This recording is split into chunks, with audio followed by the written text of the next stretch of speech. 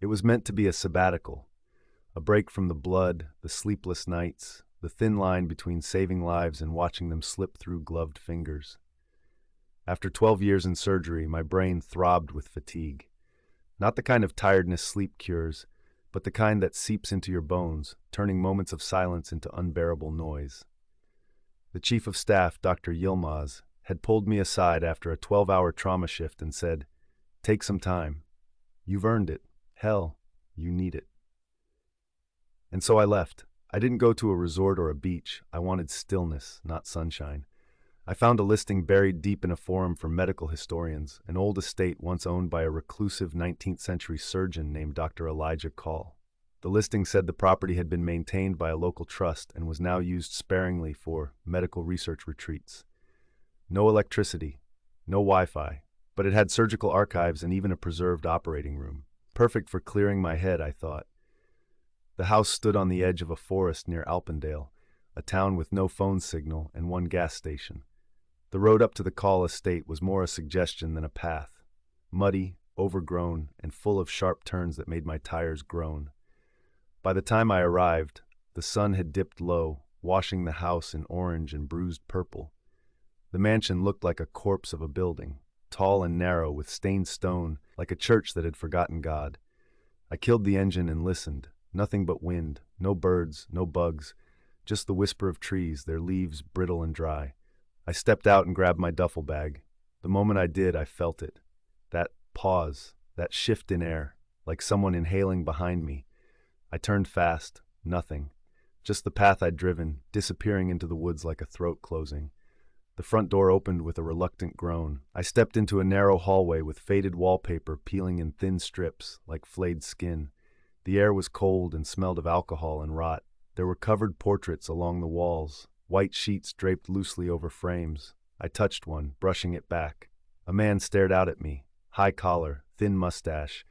His eyes were painted in a way that made it feel like they followed me, though he didn't smile. "Dr. Call, I presume," I whispered. The silence answered. I found the note taped to the kitchen counter, printed in neat, old-fashioned font. "Dr. Neal, we trust your time here will be productive. The surgical library is open to you, as is the preserved theater in the West Wing. No staff will be present for your privacy. The house has oil lamps and a wood stove. Please do not attempt to activate the circuit breakers. The estate is not wired for modern electricity. The cellar is locked and off-limits. Call Estate Trust." Of course, the cellar's always locked, I thought. Always off-limits.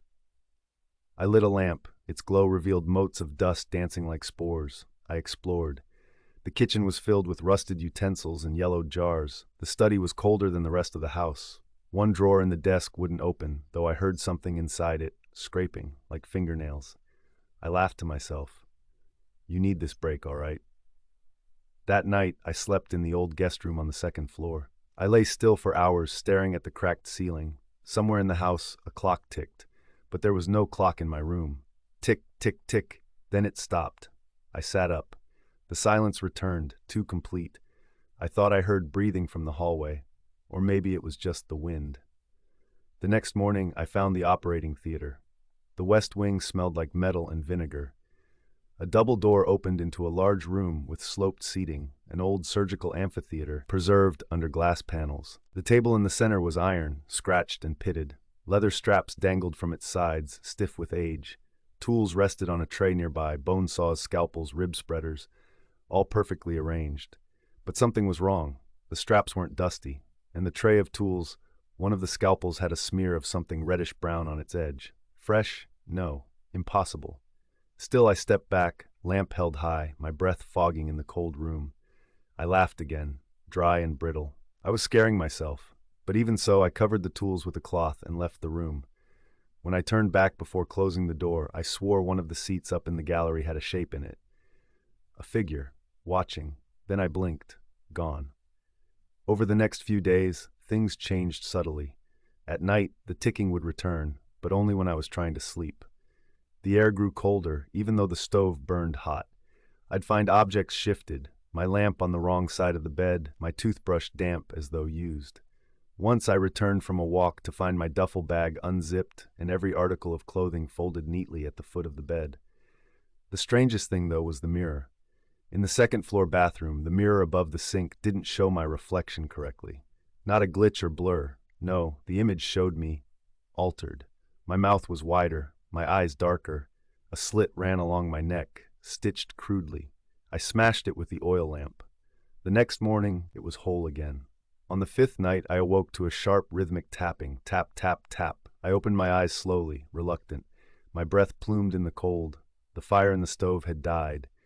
The tapping came again, this time unmistakably from inside the wall next to my bed. I pressed my ear to it. Nothing. Scratch, scratch, scratch. Something moved inside. Not rats. Too deliberate. Too slow. I backed away. Later that morning, I examined the wall. A jagged seam in the old wallpaper caught my eye. I tugged at it, revealing a loose board beneath. Behind it, folded tightly, was a yellowed envelope with handwriting scrawled across it. To whoever finds this, get out. This place is alive. He never left. I watched him take his own stomach out and smile. He talks through the walls now. He's trying to get inside. No signature. I should have left right then, thrown the note into the fireplace and run for my car. But I didn't. Instead, I sat on the bed, hands trembling, reading the note over and over again. He never left. In the estate's dusty library, I found his personal journal. Bound in black leather, the book was brittle with age. The first half was what you'd expect. Entries about patience, bloodletting techniques, philosophical musings on anatomy and pain. But after page 133, the tone shifted. Pain is not the enemy, it is the door. To understand life's secret, one must pass through death without dying. I have found the point between nerve and mind where fear becomes silence. I watched my own liver pulse on the tray before me, and I did not scream. The entries became more and more erratic. One was dated a year after his recorded death. The others left. Cowards. I will finish my work. The boundary is thin, thinner every day. He speaks to me from inside now. He understands my vision. I slammed the book shut, heart pounding. There were pages at the end covered in ink drawings. Human anatomy, yes, but wrong. Extra limbs, spines inverted, faces cut in half with eyes on both sides of the skin. That night, I awoke to footsteps overhead, slow. I lay frozen as they crossed the hall, paused at my door, then moved on. The next morning, I discovered muddy footprints in the hallway, bare, human. They stopped at the basement door, the same basement the trust said was locked. I tested it. It creaked open. The stairs descended into darkness. A smell drifted up, rust and antiseptic and something else, spoiled meat. I lit a lantern and stepped down, each creaking stair like a question. Why are you still here? The cellar was carved into the stone, cramped and low-ceilinged. Shelves lined the walls, holding old bottles, cracked surgical tools, and preserved organs floating in amber liquid. One jar had a human eye. It blinked. I dropped the lantern. It didn't break, but the flame flared wildly before settling again. Against the far wall, I found a surgical bed, fresh restraints, a camera on a tripod, ancient but clean, and something else, an empty metal tray with streaks of blood that hadn't dried. I backed up, heart racing. My own pulse roared in my ears. As I turned to leave, I noticed a stack of old patient files. I opened one.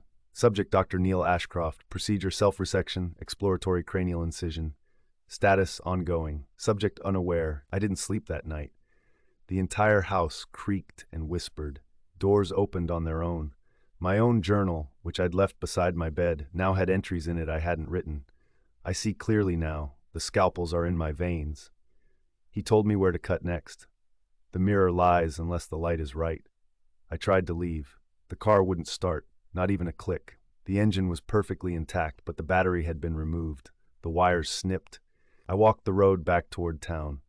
2 hours in, I ended up back at the house. Like the forest folded around me, redirected me, trapped.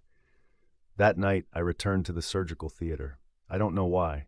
The tools were clean again. The lamp glowed brighter than before. And in the center of the room, on the iron table, was a mirror, polished, silver-backed. My reflection looked back at me, but it moved differently.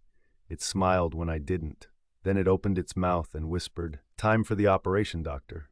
I blacked out. Or maybe I didn't. I remember straps tightening around my wrists. I remember my own hands picking up a scalpel. I remember watching myself make the first incision just below the rib cage. No anesthesia. I remember not screaming. I remember seeing my own intestines. The mirror above showed me things, flashes of other people on the table, other faces twisted in agony, all of them me. The shadows in the amphitheater above filled with silent watchers, some human, some not, all wrapped in surgical gowns soaked in brown red. They clapped as I peeled my flesh apart. When I awoke, I was in my room. The scars were real, a long suture along my stomach, still fresh, still bleeding, my tools clean, my gloves stained. The folder now read, Status Phase 1 complete. I had to end it. Whatever was here, Call or his ghost or something he let in, it had taken root inside me.